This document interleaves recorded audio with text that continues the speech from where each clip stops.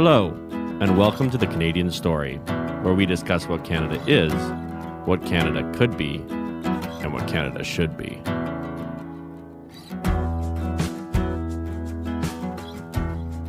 Hello, everyone, and welcome back to the Canadian Story. Today, we have Michael Byers with us. Michael, welcome to the show. Thank you. Glad to be here. So why don't you just go ahead and start it off by giving the listeners just like the elevator pitch about who you are, what you're about, and what you do. Essentially, I'm Michael Byers. I'm an illustrator. I live in Hamilton. That's my full-time job. I've been doing it for about 14 years now, full-time. Like every artist or illustrator, I've been drawing all my life, I could say, but I went to art school later in life, and then when I graduated, went right into it, and I've been doing it ever since, and love it. Yeah, I'm really excited to have you on the show because we haven't had any illustrators or we haven't had any a visual artist on yet. We've had a lot of musicians, but no visual artists. So, why don't you share a little bit about your passion for visual art, how you've improved your skill. One of the things we love to talk about on this show is how you get good at something. Right. Mm-hmm. And we love to have people on here that are good at something. You've been doing this for 14 years. You've made a career out of it. So maybe first share what the passion, where that came from and what kind of brought you there. And then maybe how you used that passion to transmute it into what you've done all your life. Well, not all your life, but. It's funny because I don't really normally ever think of that. So it's a good question, because I know that for me, I always loved drawing when I was a kid, and I translated into high school. I was the guy who, back in high school, when I went to high school, not to show my age, maybe they still do it, I don't know. But we used to cover our textbooks with brown paper. They used to get us to do that because they know people would doodle. So they don't ruin the sketchbooks, or the textbooks. Right. And I would go through cover after cover because I would just fill mine up. And you're clearly not paying attention, but so that went really well. When I graduated high school, I was going to go to Sheridan for animation. I don't know. I was just super nervous, didn't really feel confident about it. And I didn't. So I took 6 years off to just work and do whatever. And finally went back at 25. And I think what it was I was just sick of the jobs I was doing. I was like, I remember being really good at art, liking it.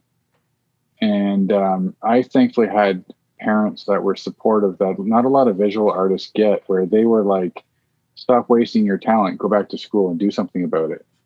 Whereas a lot of people don't get that. They're like, go get a real job, Yeah. And so what I did is I went back to school, and I saw a friend who was doing illustration, and I saw his stuff, and I was like, that's what I want to do.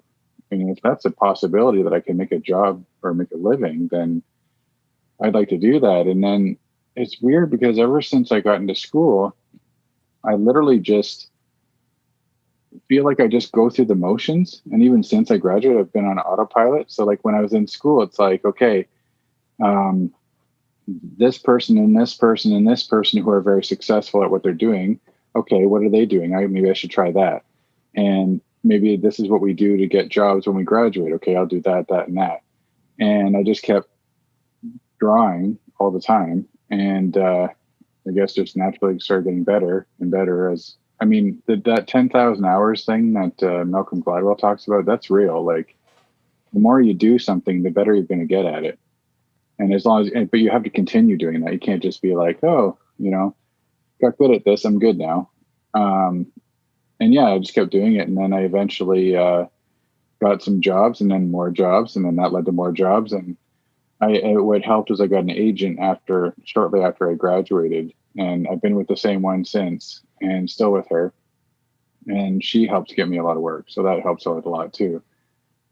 And since then, so because she's been helping me get work, I just do the job, comes in, I do the job, blah, blah, blah. We promote how you're supposed to promote. So I don't really, and I think I need to do this soon, but I don't really think about what I'm going to do next or the big thing. I'm just like, okay, this is what you got to do. And if you want to get better at this, you got to do more of this. And I feel like it just seems to flow. I don't know, which is good, I guess. Well, yeah, well, that's a very artistic answer in the sense that you're just in the work, in the process. You know what I mean? You're constantly doing the job. But when you reflect on like having done this for so long, what are some of the like key moments where maybe you had a breakthrough on something, or you're like, oh, this is why it's this way, et cetera, et cetera? Um, I don't know if I really even had that, to be honest with you. I kind of just was like, well, I guess in terms of the skills and getting better at things was, and I've told people this, I'm inspired by a Korean illustrator named Kim Jung-gi. And if you just, I mean, he's all over the internet now, but if you just Google him, he started doing these, I don't know how many years ago now, several years ago, he started doing a lot of live drawings. He's probably has to have some kind of spectrum. He's on some kind of spectrum. He's kind of a phenom, but it's funny because he draws such detailed images without any reference, not looking at anything, doing it live, and and with crazy perspectives and whatever, and you're like, whoa, how is he even able to do that? And the amount of things. And then I noticed that he sells these like hardcover sketchbook series of his sketchbooks, and so I bought two of them, and they're like 600 pages each, 1,000 pages. It's like each one is like 4 years compilation of his sketchbook stuff. And then when you start going through, I was like, oh, it was like the revealing the curtain of the Wizard of Oz. It was like, Yes, right. yes, he's talented, yes, he's good, but then you're like, this is why, because he draws so much. Like he literally draws every day, and he draws a lot of the same things all the time. So he gets so good at it that, yeah, of course he can draw all the details of a car engine because he's done it so many times. And Right. it's not just, you know what I mean? Not to say that he's not talented and he's the master, but it's because he's done probably far more than his 10,000 hours. So for me, that was a point where I was like, okay, if I'm going to get better at this, I need to just literally draw more and to hone my skills, because my goal is to also be able to do things without reference as much as possible. Mainly not because I'm against people using reference, artists using reference, because I still do, but just so that it makes my work go faster. I don't have to spend time looking, searching, scouring the net for the best images. And then also it seems more organic to me, less, contrived and stuff. You're just doing it, however you think it's supposed to look, kind of thing. So, but yeah, it was So really neat. That was a point where, I love that, because really I love what you said about the 10,000 hours, because I think way too often people are like, oh, it's talent or it's not. Well, yes, talent is important, but like unrealized talent is almost a proverb, right? Like there's a right, lot yeah, of really talented people out there who never achieved anything because they didn't put the 10,000 hours in.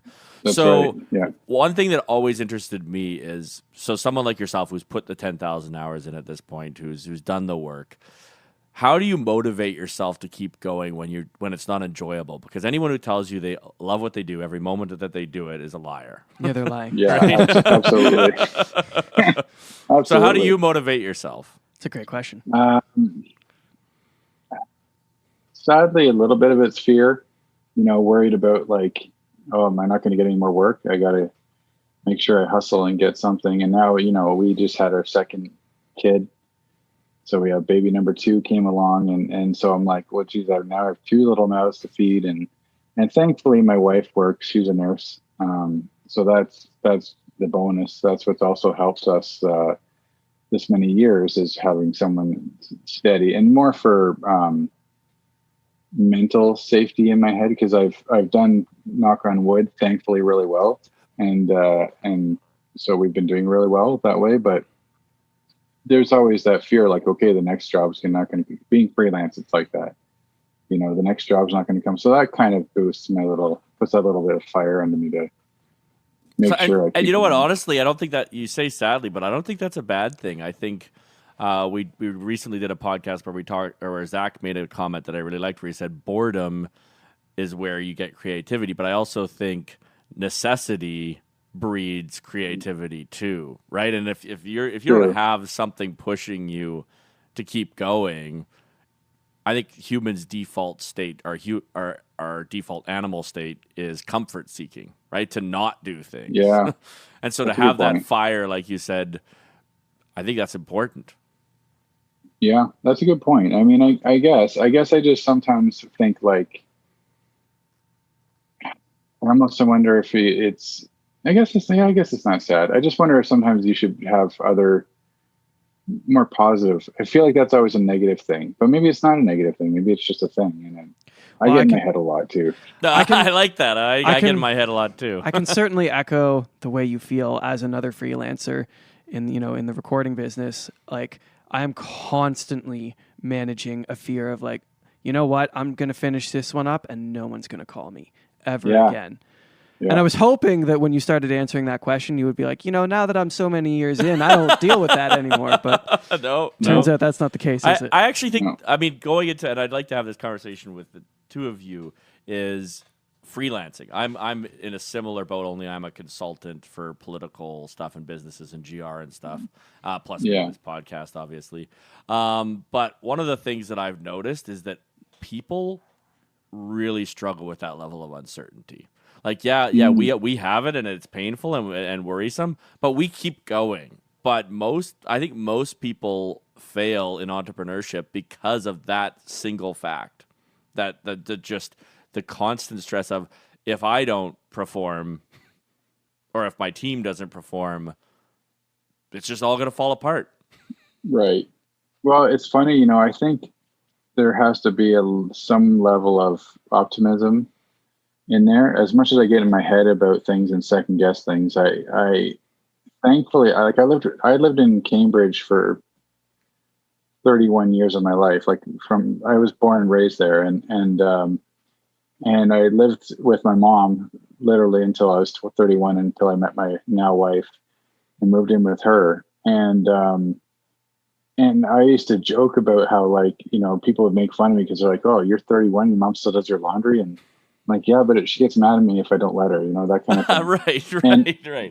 But that allowed me that freedom of I didn't have fear of responsibility, and I mean, it's not always a good thing either, but I just was so optimistic then. I was like, the world is amazing, everything's amazing, but I think that helped me go forward because I just knew everything was going to work out. And I still kind of did that even after, when I was with my now wife and we were moving from a different apartment to another one, and it was more expensive, or we were getting married, or she wanted to go back to school and I was the only one providing us income off my freelance career.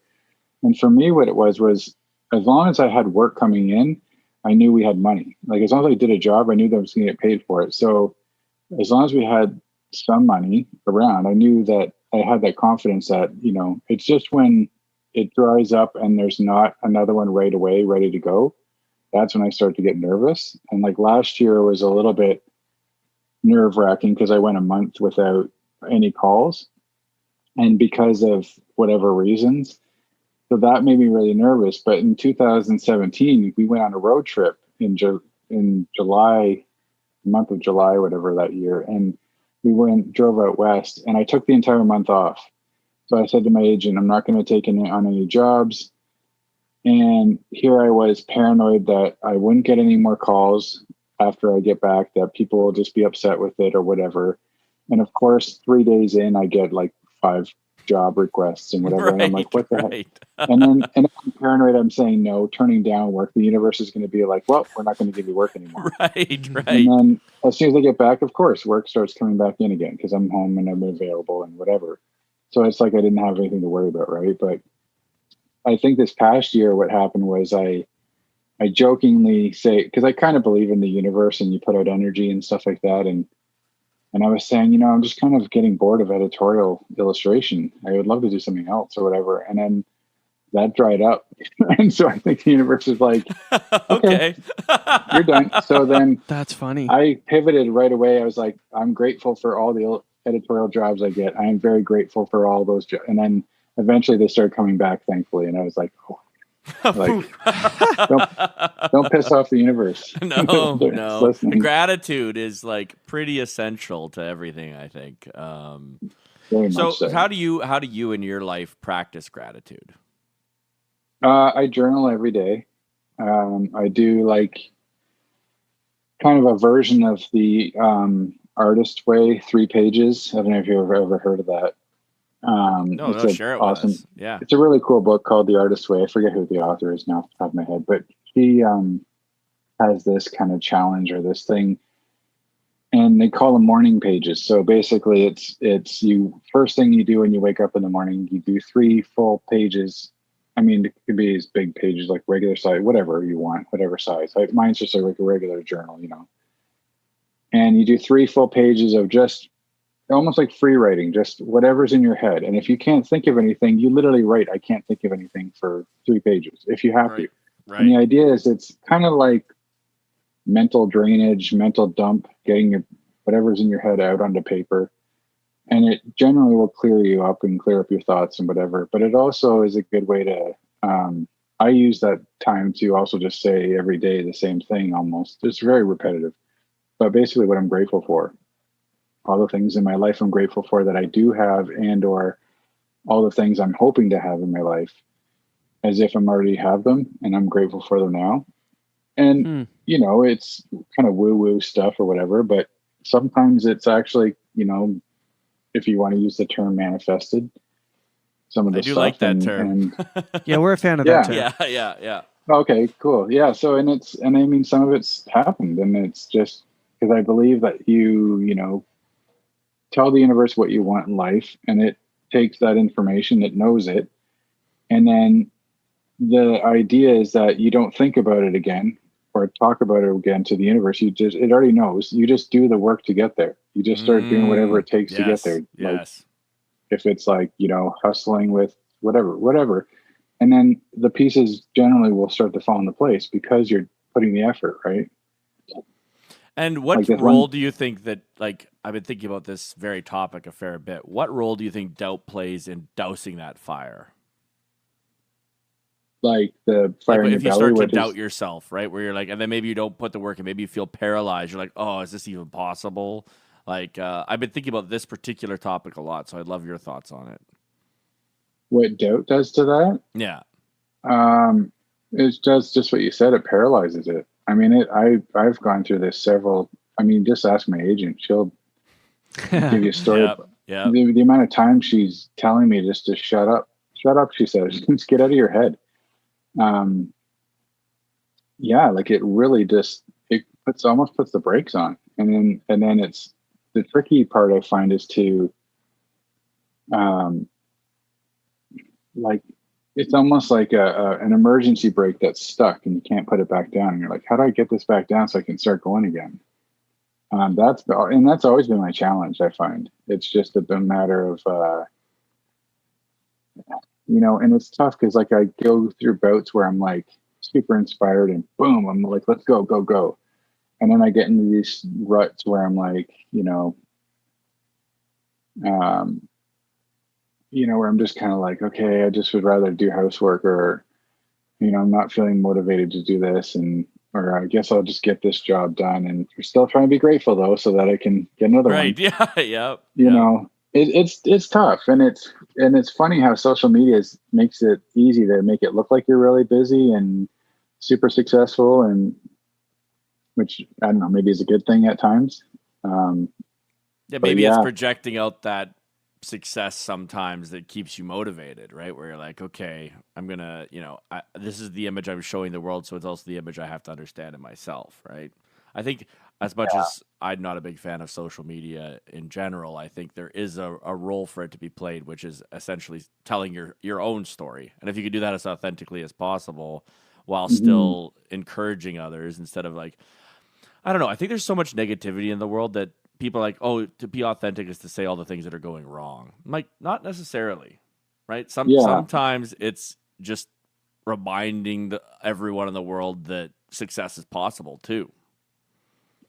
Yeah, I think, and being able to celebrate your own success. Yes. I think unfortunately, that's kind of frowned upon in some cases, like, or people feel like it is. And I feel like some people have a hard time, like, celebrating their wins or whatever, as if they're, well, but there's so much suffering, so I can't feel, but it doesn't matter. You still did something great. Feel you can still be excited about it. Like, Yeah. yes, Yeah. you can acknowledge that people are struggling, whatever, but you can still be psyched about this thing you did. Like, especially if you worked hard for it, it's almost 100%. like that.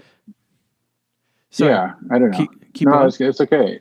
But I was just going to say, like, it's like that thing where, yeah, I already forgot what I was going to say. It's just that idea, though, that like, you should be allowed to pat yourself on the back, but we're kind of told not to boast or not to, whatever. But Yeah, I mean, don't like as an be art, proud. especially an Don't be. artist. Oh yeah, exactly. Yeah. Well, you got to remember it's totally possible to celebrate your wins without being boastful. You don't have to Yeah. take your win and then rub it in someone else's face and be like, "Ha, look at me, I did this." But like, Yeah. there's something to be said for allowing yourself to feel proud of something you've done, and even just on a chemical level, if you allow yourself to celebrate your own wins and you release those positive brain chemicals in your brain, you can turn that around into motivation to win the next battle. Yeah, for sure. Well, there's also Absolutely. like celebrating the people's in your lives wins. And if like you're not Yeah. if you're not even willing to celebrate your own win, how can other people celebrate you? And I think this is like an undersold aspect of friendship and of family, and also just of maybe even professionalism. And something we're trying to do on this podcast is like start celebrating Canadians wins more, because Canadians are really bad at celebrating their wins, right? We don't Yeah. talk about We're our too great nice. people. We don't talk about how much we love that, we have all these amazing artists, that we have all these amazing athletes, that we have all these amazing leaders, that we have all these amazing ideas, that we have a story to tell, and I think it needs to be told better. And on that note, I had a really good friend in my younger days. We've kind of lost touch, but he was a comic book artist, and he went to school for illustration. And he said something to me that I just loved, that I love your opinion on, that I've never forgotten. He said, "Never forget, David, every art form has a special way of communicating that only it can do well." And he's like, movies can tell a story in a way that a TV show can't, but a TV show can tell a story in the way that a movie can't. Music can tell a story in a way that neither can. As someone who's been doing this for 15 years, what is the secret sauce of illustration from a human perspective? What is its way of communicating that is completely unique? I think just visually, I know when there was a point a couple of years ago when animated GIFs started becoming a really popular thing. And then people started panicking. Illustrators started panicking. Oh, does that mean I got to learn how to animate now? And is that the only way they're going to hire us now, is to do animation? It's only all going to be motion. That was kind of the industry talk. It's all going to be motion. You better start learning. And then I had an illustrator who's been in it longer than me, a lot longer than me, and he's done quite a few New York Times, Time magazine covers. And I remember him once saying, "You know what? There's still always going to be a need for a single image." And it's I think what illustration has is, because of the styles, so many unique styles that each person has. And then with their own view on that said subject or whatever, is that they can create such powerful images sometimes that are like striking, that you could never get with like a photograph, or you could never get with, you could talk about it, something being like, you could say, for example, I guess I hate to bring him up, but an example could be like a Donald Trump or something, because he became popular to illustrate last year for a lot of people. Right. And, you could read an article about something he said, or this concept that he's against, or something that's really just doesn't make sense. It's totally whack. And you could read it and be like, oh yeah, that's what a weirdo, whatever. But then if you see like an illustration done well, that's conveying that same topic and how ludicrous it is or whatever, it's almost, in my mind anyways, more impactful anyways, to really see like, whoa, like it's really like, Yeah, it hits you like that whole a picture's worth 1,000 words. An illustration could be worth 1,000 words. Absolutely, yeah. That same type of thing, yeah. Could you share But with yeah. us some powerful illustrations that you've seen or even that you've done that like that and what they kind of maybe, wax eloquent on why those were special? Well, I don't think I've ever done any powerful ones, to be honest with you. Oh, you're so humble. That's a humble. Yeah. I mean, because I don't do I do a lot of more whimsical stuff. I get hired to do the funny things, like make Right. it funny. I mean, actually, that's not true. I guess one that I feel like resonated a lot, especially last year when I reposted it. I did it like 3 years ago or so, but reposted it last year during a lot of the BLM protests and stuff. Yeah. Because, and it was like, so originally it was done for St. Louis Magazine. And it was about an article or a feature they were doing in the magazine about, it's about these riots that happened in race riots, I believe, that happened in St. Louis in like, I want to say the late 1800s or early 1900s. And there's no like actual photographic evidence of it, or definitely not video, but no photographic evidence either. So they wanted to have me do like a spread, so a 2-page spread, and just do an illustration based on some of the descriptions and stuff that were given in the story and stuff. And so I did it. It was an illustration. It was, a lot of black people running away, buildings on fire, white cops and beating up black people or grabbing them off of the streetcars and stuff like that. And it was really one of the few times I get to I say it like that, excuse me, get to do serious work, because again, I usually always do whimsical stuff. So it's kind of almost a treat when I have to do something a little more on the serious side. And it was just really, I guess it was just really interesting. A lot of people liked it then. And then I reposted it because I thought, well, I don't have anything specific, but then I thought, well, this seems relevant, and then I think it resonated because of the imagery. And I mean, that's one I feel like I've done, because I mean, it was probably because of the dynamics and of it, how dynamic it was, and how the colors and just the imagery in general, maybe. But I mean, I can't think of anything off the top of my head of other people. Like, I mean, I know that same guy I talked about that did time covers. He's done a couple of interesting ones. Like, he did this really interesting one of when Gaddafi, when he was assassinated or killed or whatever. And it was literally just like, as if it was like a portrait of him, but like, or like from here to about here. Oh. And then like this part of his head was as if it was like the desert getting blown away, kind of thing. Oh, wow. Yeah. Yeah. I mean, something like that is just so simple. And so, you get it. Like, you don't even have to have a story behind it. You just get it, if I guess if you know who Gaddafi was, right? But yeah, stuff like that, I find very interesting, and Okay, so what then is your process like? Because I know very little about how it goes. So you draw.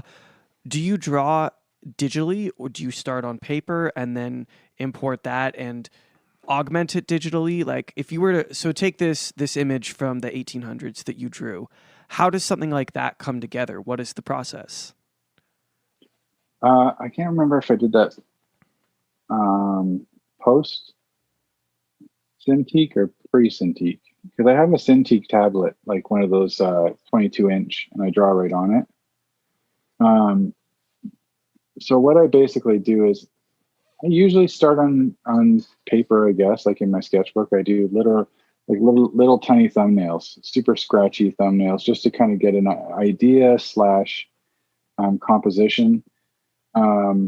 And then when I find one I like, I kind of maybe make it a little bit bigger so I can understand it a bit more.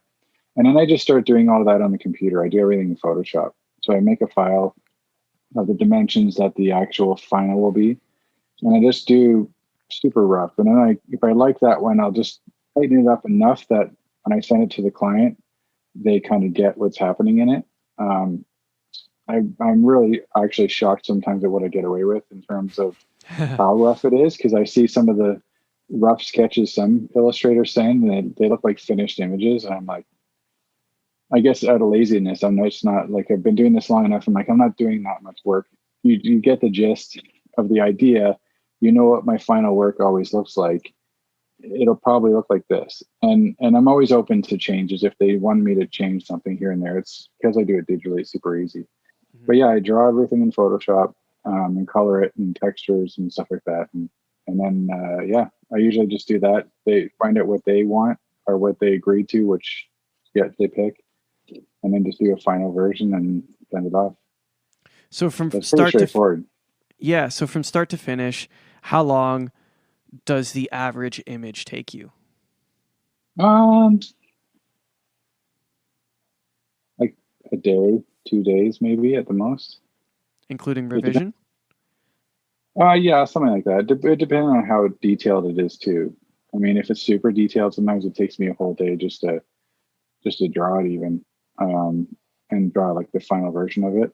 And then like it takes me maybe a couple hours, few hours to color it and do all that part. But yeah, sometimes it can take a long time if it's just like super detailed and usually they are. I usually do a lot of detailed stuff with a lot of characters, and like I just finished a poster for Caltech University, and it was like lots of stuff going on. So that took me quite a couple, 3 days, 4 days to do. So it all depends. What's the illustrator community like in Canada? And is there like a strong community around illustration, or is it more global, or like what is that industry like here? Well, I don't know. Someone else might say something different. I don't feel like there's a strong community per se. There's a lot of like, I personally know a lot of people. I'm not friends with a lot of illustrators. I guess maybe maybe if they listen to this, they'll probably be upset by that. I guess I'm just like, I know a lot of illustrators, and I guess would call them friends, but I don't hang out with a lot of illustrators. In Hamilton where I am, there's an artist collective that's artists of all disciplines, and there's some illustrators in that and that live near me, and sometimes, well, pre-COVID they had meetups, and so I'd see them at those, and obviously we're connected online. And I have a couple of illustrator pals that I meet up with now and again. I think it's just different. Like, I think if you live in a city where there's a lot of different illustrators, maybe they all connect, but it's tough because we're all like in our own. It's very bubble, individualistic work in a sense. Yeah. But what I love about, and what always drew me to illustration is illustration in general. I find is a very, very, for a very competitive field, it's very supportive. Right. Like if you compare it to, I mean, I'm not 100% sure about photography, but my sense is that it's very, very much less so. It's more like, for example, in illustration, you'll have people say like, "Oh, I'll go give you this art director's phone number," or "I'll tell you about this guy. Oh, you should work with so-and-so, blah, blah, blah." Like almost like no fear of like, "Oh my God, they're going to steal my job." And another illustrator friend of mine said it. He believes that's partially because there's so many different styles. So there's work for everybody. Right. Where one person might be just perfect for packaging illustration, someone might be better for kids' books. That person might not be good for editorial, but this person's only good for editorial and not this. And like, so there's work everywhere for everybody, kind of abundance. thing. So it's kind of neat that way. Yeah. Yeah, I like that. It's kind of like genres in music. Like this guy's this genre and this guy's this genre, right? Yeah. Yeah, that's fun. Yeah. That's fun. So when you were starting your career, you went to school, like you didn't go to school right away, but eventually you ended up going to school, and then you graduated school. How did you go about getting an agent? Well, I asked this illustrator mentor friend of mine who actually lives in Cambridge, and he said because he's had an agent for a year. So I actually had lunch with him one day. We went down to that place on the river there by the school, and Millville Cafe, I think it is. We went there, and I knew he had an agent. So I asked him, well, first of all, what his experience with an agent is. And then I just finally said, like, could you recommend any to me? And he gave me um, 3 names to try out. Not obviously not his own. I don't know. Maybe there was a bit of competition worries in there. This is small Yeah, amounts. yeah. Small amount. But he gave me 3 names. I contacted all 3, and I just basically approached them saying, like, what is your deal? Like, what are you guys about? Like, what are your, how do you deal with artists, or how do you? And funny enough, um, one person got back and said they're not taking on any artists right now. And then the only other person to respond was my agent, and we just hit it off. And then we just kept talking about the ins and outs of it, and I just made the choice finally to sign with her, and it's been great ever since. And it's funny because I'm going against everything my friend told me to do with an agent, which was, he said, don't make it personal. It's just business. And then I just did the opposite. Like, I love her to pieces. Oh, that's awesome. She's awesome. And if we were to ever stop working together, it definitely will be like a breakup. Oh, wow. Yeah, because you guys have been you know each other so well at this point. Exactly. Yeah. So, and it's great. So yeah, I didn't do that part of it, but I'm fine with that. That's just who I am. I like to get to know people better, and it's been a great relationship still up into this day. She's been amazing, and I still credit her for my career being the way it is, because I'm not as motivated as some people to just go out there and just hustle and do all that. And especially because she does all the administration stuff. Like, right. She negotiates contracts. She signs the contract. She sends the invoices. She hounds them down for late payments. All that stuff I don't want to do. I just want to do artwork and get paid for it, right? So I don't mind that she takes a cut. Everybody's like, well, you'd get all that money though. And I'm like, yeah, but I'd probably want to hire an assistant to do all the things she's doing. So I'd be paying the same amount of money anyways, probably. So Right. Absolutely. Okay, so I mean, that's amazing. I didn't go that route. I do all my administration work. I do all my accounting. I chase down invoices. I write the invoices. It sucks. It's not the part of the job I like. So that's cool that you've escaped from that. What's your work-life balance like? So me as a contractor, I've been out of balance and I've been working way too much. Have you gone through periods of your career like that? Where are you at now? How many hours a week are you working? Have you burnt out? How do you deal with burnout? Those sorts of things. I've burnt out a couple times, I think, and I just try to take some breaks, or I try to not to take on as much work. But I'm probably the same way. Like, I've had terrible balance, but sometimes I feel like I worry. Sometimes it's the opposite way, because I work from home. Like, when you say you work too much or whatever, are you working, like, do you work from home, or are you working somewhere else, like in a I do studio? both. So I have a recording studio in Cambridge, and then I live in Woodstock. So some days I work from home when I don't have clients in and I can do stuff from home. But I spend a lot of time at the studio as well. Yeah. Okay. Because I know for me, I've been working from home that whole time too. And for me, it's been tricky. Like, I found it more so when we had our first daughter.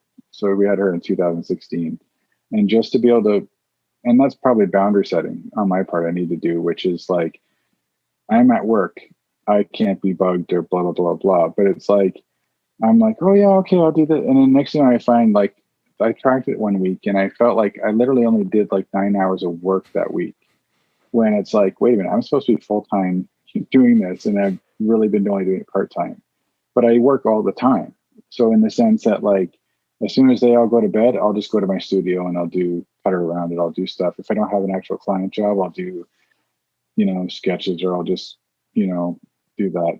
And I would be honest, I waste a lot of time too. I've discovered a lot of YouTube stuff. And so it's partially on me too. So if my career is not where I need it to be, that's probably 100% on me, so I can't complain too much. Fair enough. Were there times in your life where you felt like you were working too much? Oh yeah, there was this one year I did like 95 jobs, And I was just like taking on. And it was like, you know, if I wasn't actually working, then we were doing, like, I would take a few minutes away to do stuff with my wife, and then back to work. And then like she'd go to bed, go back to work, and then get up in the morning, have coffee, do stuff, do work all day. And then it would just get to, and especially if it's like a jobs you don't really like either, when there's a lot of them in a row and you're just like, oh my God, I can't take this anymore. And it's tough, right? Because you don't want to be ungrateful either, because especially being freelance. So you go back to that whole being grateful you even getting a job. So it's tough. I don't know about you, but the first time I ever said no to a job, oh man, that was scary. Oh, it's It's terrible. painful. It's painful. It's terrible. Yeah. But then I actually had a client who changed that for me, because at the time too, I was working part-time at an art store in Guelph. And I was doing that for most of the beginning of my career until I moved away from Guelph, and then I went full-time. And I remember this guy I worked with a couple times. He called me one day, and I had to turn him down because I was just too busy with work. And then he called me again, and I still had to turn him down because it was just the timing. He was just getting me on and I was so nervous about it. And I said, "Oh, I'm so sorry." And he said, "Don't be sorry." He said, "Just stop being so popular." And then I, you know what I mean? But I realized what changed it for me was that it's nothing personal for them. It's just business. And it's just like, he's just going down his list of illustrators, and I happen to be at the top right now, and I'm not available. Okay, he'll go on to the next one. He just wants to see if I'm available. It's not a case of, you know. He doesn't feel rejection. This isn't like he's asking you out on a date and you're saying no. Yeah. And I mean, that said, I try my hardest not to turn someone down more than twice, because I don't want them to be like, well, you're just never available, so I'm going to stop calling. Yeah. But it also shows that you're in demand too, right? If there's a element to that. Unfortunately, I guess we're nearing the end. We've got another guest coming on, but what if you had to leave the listeners with anything? What would you want them to know about the freelance life, illustration, and Canada? Canada's going to be okay. Yeah, there you go. There we go. I believe that. I believe we're going to be okay. And I mean, you can break your arm, and you don't have to worry about that. Just remember that always. You know, we got that going for us. That's when you talk about what do you like about it. That's one thing I'm grateful for. That, you know, we have people complain about our healthcare system sometimes. If you're from Canada, you complain about it. When you're not in Canada, you wish you had it. You know, and I'm grateful for that. And in as terms of freelance, I think just trust in yourself if you can. Learn how to trust in yourself or whatever, and just go for it. And I mean, the worst that'll happen is it won't work out. Yeah. You know what I mean? Like, true, you're still alive. You're still alive. Yeah. Yeah. They're not going to come take you away. They're not going to come do something. We don't have debtor's prison here in Canada. So That's right. That's right. Well, Michael, thank you so much for joining us. We appreciate your expertise and your wisdom, and you taking the time to have a conversation with us. Yeah, thank you very Pleasure. much. Thanks for having me, guys. Thank you for listening to The Canadian Story. You can find us on Instagram and Twitter at The CAD Story. That's The CAD Story. If you enjoy this podcast, please share it with your friends and family. Let's work together to remind Canadians how great their country is.